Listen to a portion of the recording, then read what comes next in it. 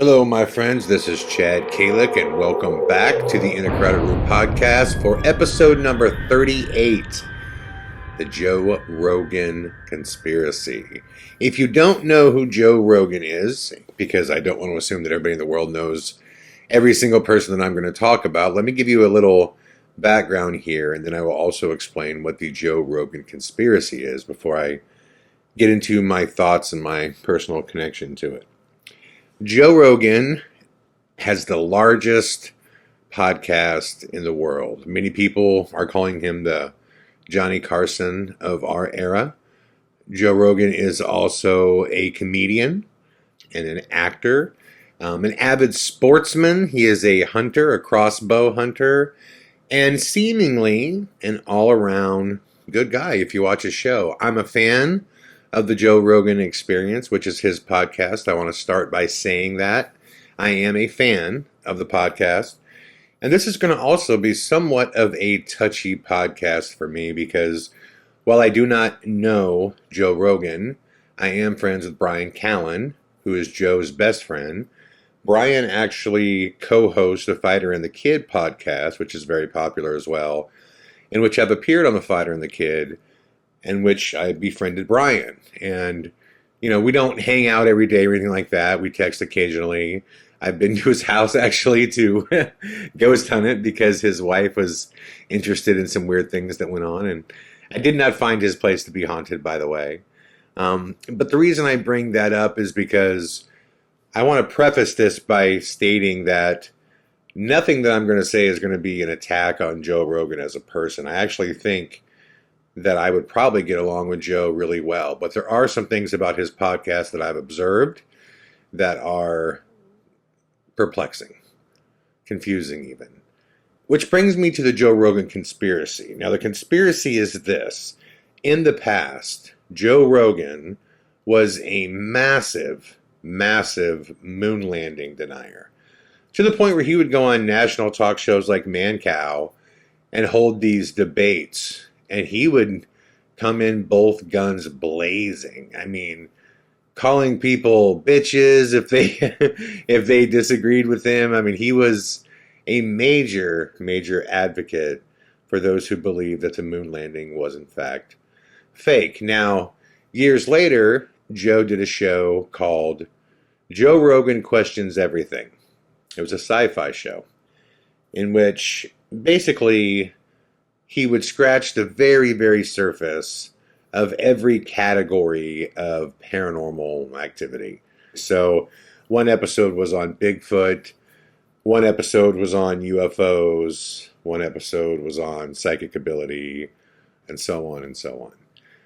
Now, Joe claimed that experience, quote, cured him of his sickness with his fascination into the paranormal.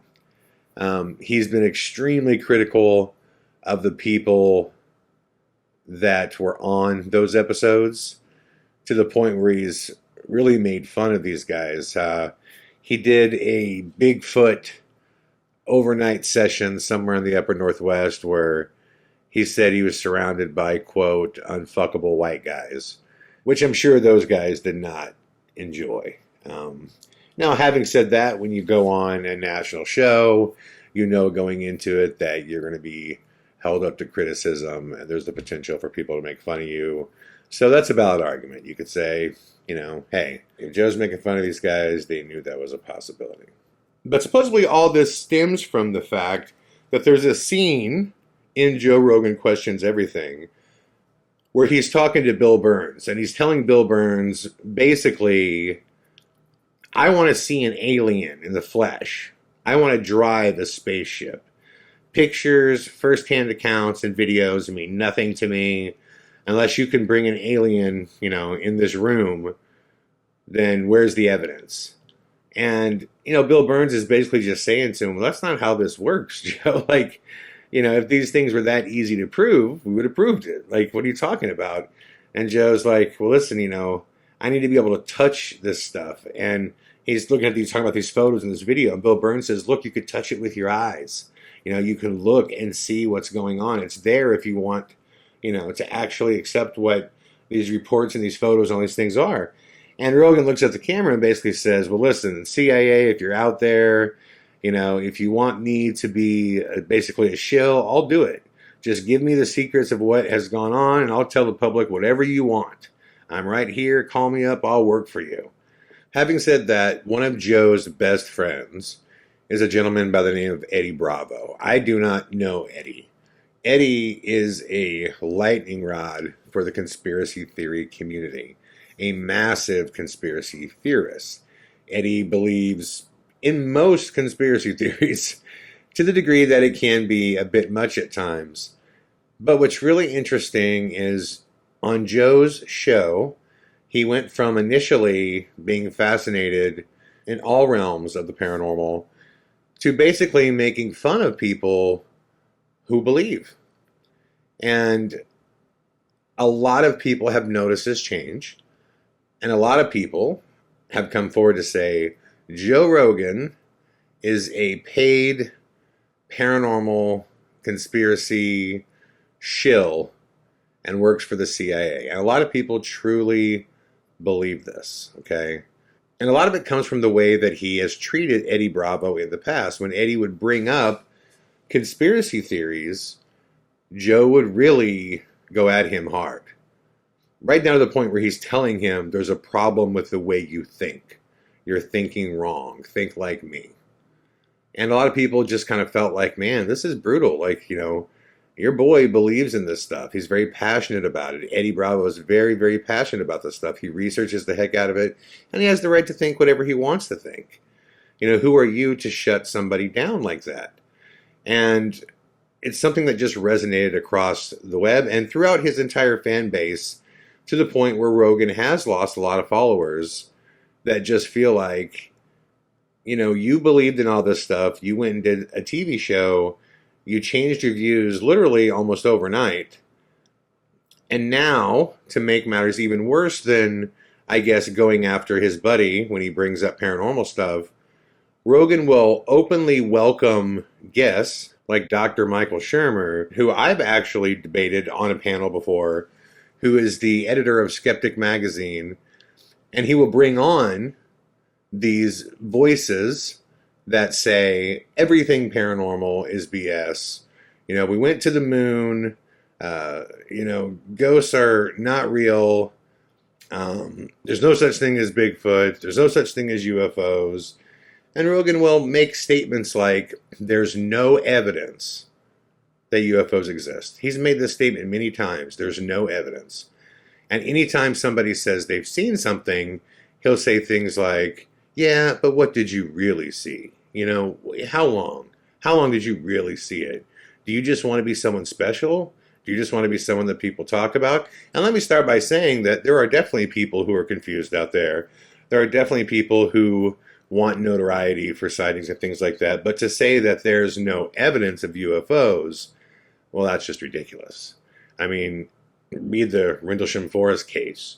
Read the Barney and Betty Hill case. I mean, there's so many cases and so much overwhelming evidence.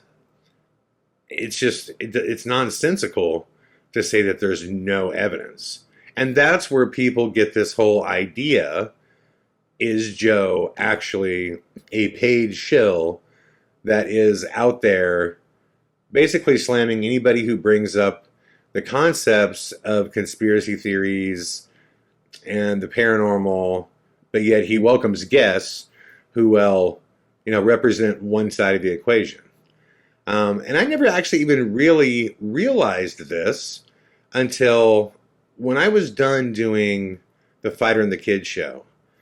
My Instagram, Twitter was just overblown with people that were like, you got to do Rogan. Like, you got to go talk about, Sir No Face and American Ghost and all this stuff on the Rogan show. That would be amazing. And I guess I had just never even thought about it, because Rogan never has anybody on that I can remember that deals specifically in the paranormal. And so because it was being brought to me by, my fans and the fans of the Fighter and the Kid, I had gone to a show to see Brendan Schaub and Brian Callen live, their stand-up together. And it was incredible. They are so freaking funny. If you get the chance to see them, go see it. It was an amazing night. And after the show was over, I was hanging out with Brendan and Callen briefly. It was their like VIP signing thing. And I just told them, thanks guys, for putting us on the list. We had a blast. Laura went with me as well. And I said to Callen, I said, hey, by the way, I said, I'm getting all these people that are saying that, I should talk to Rogan about talking about Sir No Face. And Callen said, oh, he wouldn't even consider it because he did, the show and the guy he met with about ghosts just turned him off to it. So Joe's convinced that all ghosts, aren't real and all the paranormal ghost TV shows are ridiculous and it's just a bunch of liars, like that type of thing. And I remember kind of sitting there thinking, so he thinks I'm a liar? So he wouldn't have me on because he blanket assumes that I'm a liar or anybody else in the field is. Now, don't get me wrong. If I didn't know about the paranormal and I turned on reality television today and watched the paranormal shows that are out there, I can definitely see why someone would come to the conclusion that it's all fake BS. I really can. But it's like any other arena of the paranormal. When you jump into ufology or, paranormal investigating, when you get through the top layers of BS and really get down to the people that are out there doing it for real, you start finding really fascinating stuff. Really fascinating stuff. I remember having these incredible conversations with Kieran O'Keefe and the work that he's doing overseas at Oxford. And there's just so much to discuss that's credible that you can explain in a way where people understand it. But I remember thinking on the way home, man, well, that just sucked. Forget me. Take me out of the equation. There are people in the paranormal field that are doing ungodly work. Some of the most incredible evidence that's ever been captured has been captured in the last year. Going even beyond Craig's capture of Sir No Face. I mean, that footage, still, we don't know what it is, right? We don't know if it's a ghost or if it's an alien, but we know it's something. It's something that isn't human, right? And here is just some, substantial footage. And I'm thinking all of this is going to be, basically blackballed on Rogan's show while he welcomes somebody like Dr. Michael Shermer, who gets paid to be a naysayer, who gets paid to deny everything. The same thing with Mick West at Metabunk. And I find Mick West, again, it's one of those guys I think in real life I'd probably be great friends with him. I like his character. But Mick West runs Metabunk, and their job is to just deny everything. To deny everything. This is a guy that believes that, Lee Harvey Oswald acted alone. Which this has just been proven that's not the case. It's the guy that believes in the magic bullet theory, in Mick West. So, like, these guys that are just, on the far extreme of skepticism are given, multiple appearances. While the most credible people in, the fields of ufology, the fields of paranormal research, the fields of Bigfoot research. And I'm not even a Bigfoot believer, but there are some seriously credible people that are searching for this thing. The Chinese government actually funds yearly research into the Yeren, which is their Bigfoot. There's just so many credible people that could be brought on to the Rogan show, and they're all denied because Joe did a sci-fi series in which they brought to him the top level of people that were seeking quick notoriety and would do a reality show. Most really, really credible people in the paranormal field or in any aspect of it, they stay as far away from reality television as they can. As they can. I was extremely proud when Lloyd Arbach, who everybody has tried to get Lloyd to do their paranormal shows. And Lloyd Auerbach is probably one of the most credible paranormal investigators in the world that dates back. He's been doing this for 30 years. I mean, he's CNN's, paranormal correspondent. Lloyd shot the pilot for the Ghost Prophecies. Now, when it went to 30 minutes instead of an hour, unfortunately, his part got edited out. But there was a big, major discussion as to whether or not, Lloyd was going to do this. And when it came right down to it, because of our friendship and our relationship, and because he knew that I didn't play the BS and we don't fake stuff, any of that stuff, he actually agreed to do it. And I wish to God it would have came out when he was on it, because that was such a huge score for us. But someone like Lloyd Auerbach, he needs to go on the Joe Rogan show. So this isn't like a ploy for me. I'm saying there are really credible people with really credible evidence in the paranormal community that could add some real conversation, so that blanket statements like there's no UFO evidence, there's no evidence of ghosts, so statements like that, when they're just made flippantly, can actually be argued, because those statements completely discredit a lifetime full of work by people who are more skeptical than Joe Rogan. And people don't understand, I'm extremely skeptical. That's how I got here. That I witnessed something that I could not wrap my mind around. I could not accept it. I could not believe it. So I had to go see if it could happen again, because I got to be sure that that really happened. And this is just a field where one answer creates 12 new questions. But anyways, back to the Joe Rogan conspiracy. The conspiracy is that he is a CIA shill that is told what to shut down.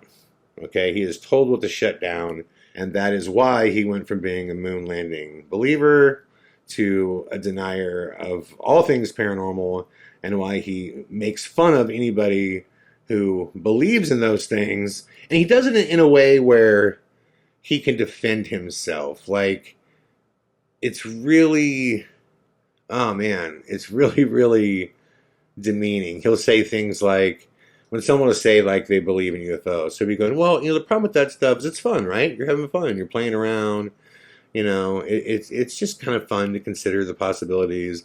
And then you have people that are like, no, listen, dude, I've done my research, like I know what's up. And he'll be like, where'd you do your research? YouTube? Come on, And he'll downplay and demean YouTube, but yet every time he wants to reference something he's talking about, he turns to his programmer, Jamie, who looks it up on YouTube. I mean, YouTube has become the number one wiki for anybody in the world, because if something happened, chances are there's probably footage of it on YouTube, and it's this massive free catalog of movies and documentaries, and especially rare documentaries. So YouTube, is very much a source of information. Now, there's a lot of garbage information, there's a lot of BS, and it's up to the individual to source that out. But of course, YouTube is a place where you can learn a lot. Absolutely. Absolutely. So the question is this real? Is this real? A lot of people just think Joe is really, really high and doesn't really know where he stands from day to day. The reason I say high, I'm not just making this up. Joe's an advocate of smoking weed and smokes it pretty much on most shows. I personally don't smoke weed, but welcome to California. I see weed as, something way less than alcohol. You know what I mean? So, but Joe often gets really high on his shows, and it's true. He may absolutely forget what his opinions are. At times, he's also an advocate for psychedelics. DMT, he's really, really pushing right now. He's really, really into mushrooms and all of that stuff. And a lot of people think that actually kind of is part of this CIA agenda, and that his, support for psychedelics kind of plays into this modern day MK Ultra program that's going on. So, in a nutshell, that is the Joe Rogan conspiracy, that he is paid by the CIA to make anybody who's a believer now look stupid. Now, let me tell you what I think about all of this. As somebody who's watched the show for a long time, and I have admittedly been frustrated with the fact that the credible individuals in the paranormal community and the conspiracy community are routinely not invited to his show as the, Mick West and Dr. Shermer have an open chair whenever they choose. First off, I just think when it comes to the paranormal community, Joe's just really misinformed. He's really, really misinformed because having watched the entire Joe Rogan experience, because I had to go watch all these episodes because I'm like, how could someone be a part of a reality show and have that define their thought process? It's a reality. It's TV, man. It's a reality show, I can tell you this, he was not meeting with the top people in the fields that he was investigating. Not even close. I mean, he just wasn't. So I could see how some of those individuals could have turned him off. But to say that he met with all the experts, no, he didn't. He didn't at all. Which means he stopped at that very, very top level of just brushing the surface in these different areas, whether it's parapsychology or ufology or cryptozoology. He just brushed the surface. And he picked and chose what he's interested in. Now, Joe is very interested in conspiracy theories, specifically the moon landing and JFK. Joe loves to recite how he's read Best Evidence. That's in the JFK book, which I think most conspiracy theorists have read Best Evidence. And because he's done work on those two, he lends credit to those two, but yet he will blast Eddie Bravo for anything related to 9/11. And if you've done any amount of research whatsoever on 9/11, this was the biggest false flag ever. It was an inside job, period. And it's not even a conspiracy theory, man. I mean, it's just so obvious for so many reasons. And that's a whole other episode we can get into. But trust me, 9/11 did not go down as the media said it did. It didn't, period.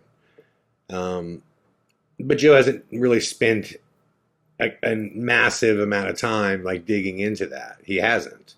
And it's obvious when you hear him talk about it. And when he doesn't, know his shit, so to speak, you'll often see him pivot and try to demean the guest, or basically tell them all the reasons why they could be wrong, because he's questioning because he doesn't have the information. Now, I don't think he does this even to be malicious.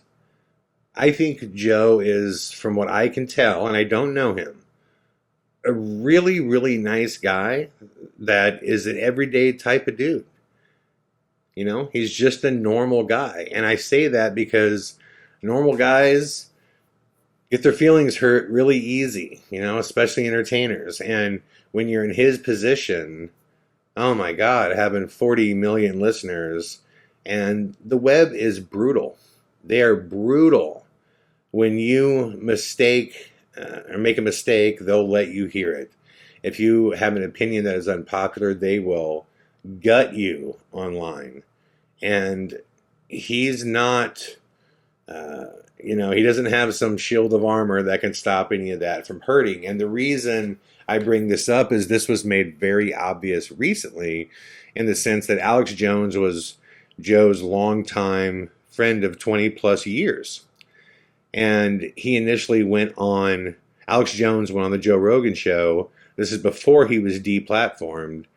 And they had the most listened to podcast, number 1 or number 2 ever. And from what I understand, because Alex Jones blew up about this, Joe had said to him initially, yes, we'll have you back on. Of course, why wouldn't he, right? It was such a massive, massive success. Well, once Alex was deplatformed, Rogan chose to not have him back on, in which he was stating that Alex Jones's questioning of Sandy Hook was the reason why he would not have him back on. Well, Alex Jones went nuclear about this and went online and basically said, Joe Rogan, I'm coming for you. I'm going to expose you. I'm going to destroy you. You are not, someone who stands for free speech. You basically he's saying, yeah, you're a shill, you're a globalist shill. You're trying to shut me down. You're doing what you're told. And it was really interesting. This went on for a couple weeks, and then out of the blue, Alex Jones is back on Rogan, in which Rogan admitted something that goes back to what I initially said, that he's just a human being and he doesn't like being beat up by the web. And he said that. He said, listen, I guess the reality was I had to do some soul searching. And the reason that I didn't bring you back on, Alex, had nothing to do with Sandy Hook, because, we can get to the bottom of that in an interview. He was like, when it comes right down to it, I just didn't want to get beat up. I just did not want to get beat up by friends, by the web, by everybody who was going to go just ape shit on me, for having you back on. So I chickened out. And this happened again with Twitter, where he had the president of Twitter on, and Joe was just serving him up softballs. Just softballs, and not really, getting his hooks into him and saying, why are you deplatforming all these Republican voices? Why are you silencing all of them, but liberal voices could have any platform they want? Rogan didn't do that, and he got beat up. Beat up by his audience, in which he had him back on eventually, trying to kind of like level the playing field. Most artists, including myself, we all have this weird sickness where we just want love and approval. And it took me a long time to acknowledge that and to admit it, but it's true. I don't, go into a depression if someone doesn't like me. But when I read something that's brutal and someone is just tearing me the fuck apart, yeah, that hurts, man. That hurts. And you're like, you want to grab that person and be like, yo, sit down here and talk to me. How could you think this? This is not who I am. This is not what I am. I think that's very, very present in Joe. And I also think that's basically why he switched his stance. This is just my opinion. I think that for a long time, he was really into all this stuff, and his career was growing simultaneously with his podcast. When it was something small, and he viewed it as something small, and there's only so many people listening, then he was okay with kind of viewing all these points of view where he's like, the moon landing was fake, Bigfoot's real, like UFOs are real. And then as he got bigger and bigger and bigger and bigger, he started realizing, well, listen, if you're going to say that type of stuff, you're going to be labeled as a conspiracy theorist or a paranormal nut. Those types of people don't roll around with the elite of Hollywood. And I think that was his goal, is to shoulder up with the elite of Hollywood. And you don't have to look past his guest list of who he has on the show to know that that's important to him, that he is shoulder to shoulder with the elite. Now, I don't even think that's a terrible thing. It's his industry. He wants to, be in bed with the tastemakers and the people that can, push the buttons. There's nothing wrong with that. But I think after he did that sci-fi show, I think it was the perfect opportunity to say, hey, I went and researched all these different areas of the paranormal, and what I found is a bunch of crazy people. And I'm cured. I'm not like that anymore, guys. I'm not like that anymore. I think, we went to the moon, and, I'm just stupid. I didn't know the facts. I think that Bigfoot is totally not real. And, the people that are saying that they saw it are mistaken. I think people that have seen UFOs, they're just mistaken. Their eyes are lying to them. Oh, and if you think that ghosts are real, you're just a liar. You're just a piece of shit. And by the way, if you believe in 9/11, you're a kook job that doesn't want to look at the fact, and then that put him on the playing field where now he could start hanging out with all the big boys. And part of the reason that I feel this way too is my interaction with Brian Callen. When I first walked into The Fighter and the Kid, Brian was doing this thing where he's like pre-qualifying his tag and placing a value on it. And his tag was, just so you know, before we start, I'm the skeptic in the room. So he's yet to hear me say a word, and he's already placed a massive value on being the person that doesn't believe. So what that tells you, like most skeptics that dig in before you ever start the conversation, it doesn't matter what you show them. It doesn't matter what you show them. It doesn't matter. They're going to deny. And that's Mick West. That is Michael Shermer. That is guys like that they're going to deny. That happens a lot in these shows. If you dig your feet in that you're the skeptic when it starts, that's a protective layer, right? That's a protective layer. Because you can just always say you don't believe. Because no one could get in trouble for not believing, right? So that's kind of Rogan's stance. I don't think for a second that he's hired by the CIA to say he doesn't believe in stuff. I would just be floored if there was a budget and there was like shill money to say that the world's round and not flat. Like I can't go there, guys. I can't go there. Maybe there is, but I just I can't get there. You know what I'm saying? I just can't. I don't think that he's even trying to like hurt anybody.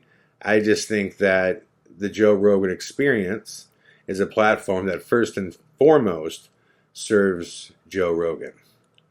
And he just will not be taken as seriously in the world of business if he comes out and says, yes, I fully believe in all these things.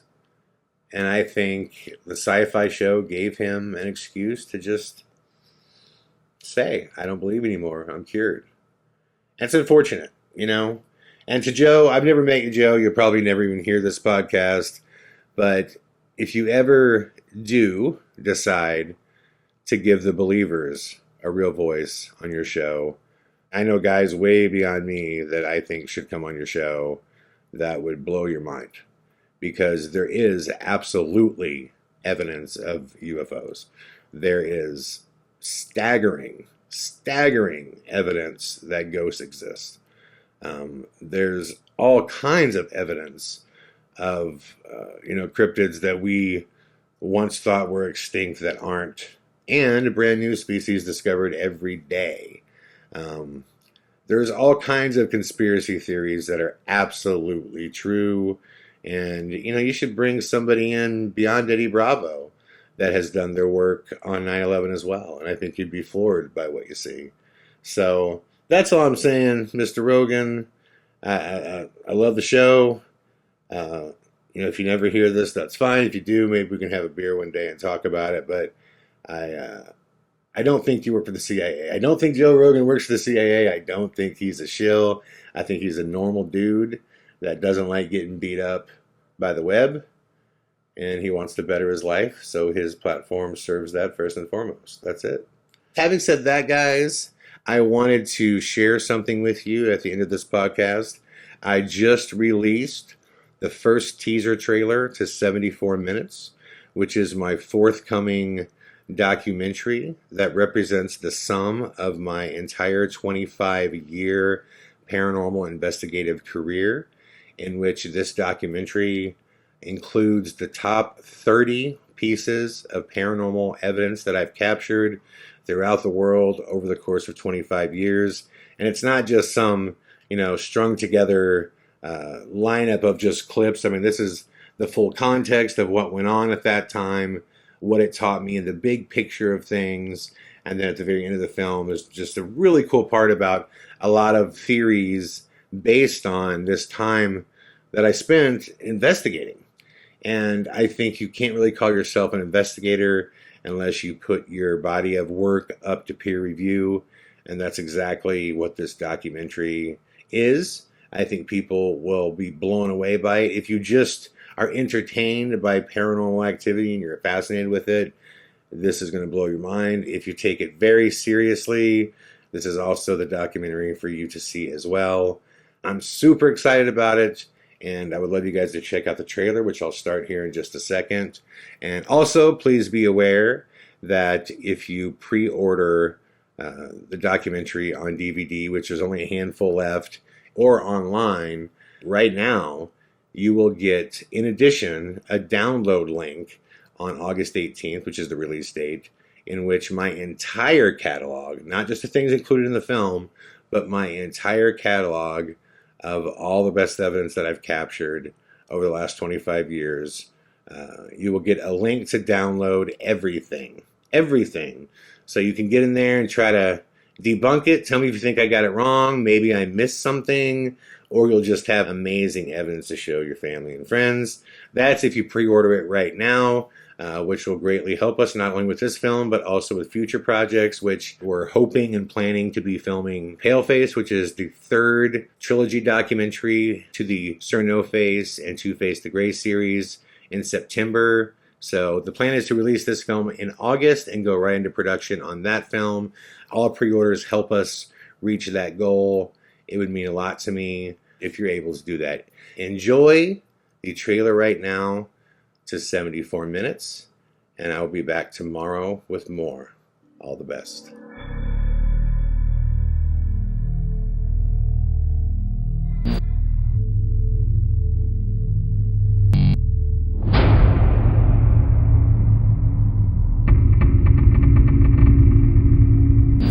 Like the muddied ink to a long-lost quill, there are mysteries that linger mysteriously of the will. It's a past day's presence we feel. Like the golden lilies gilded in vain on bended knee, we kneel in search of the sacred sense of nothingness. The cold, the shiver, the promise it holds, all for the backhand of chance. I can hear you. I can hear you.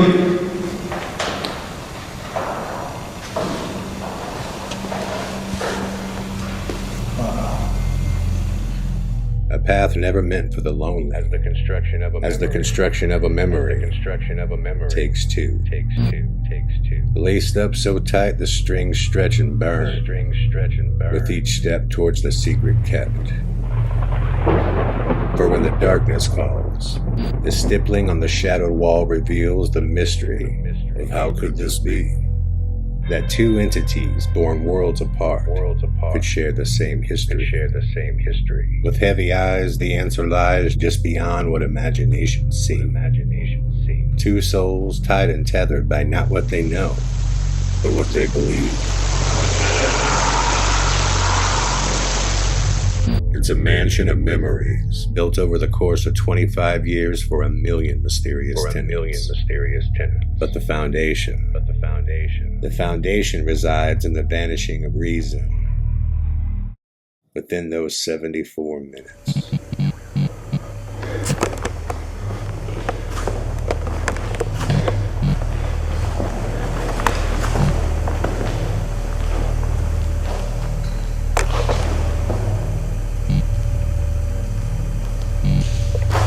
There are footsteps in this room right now.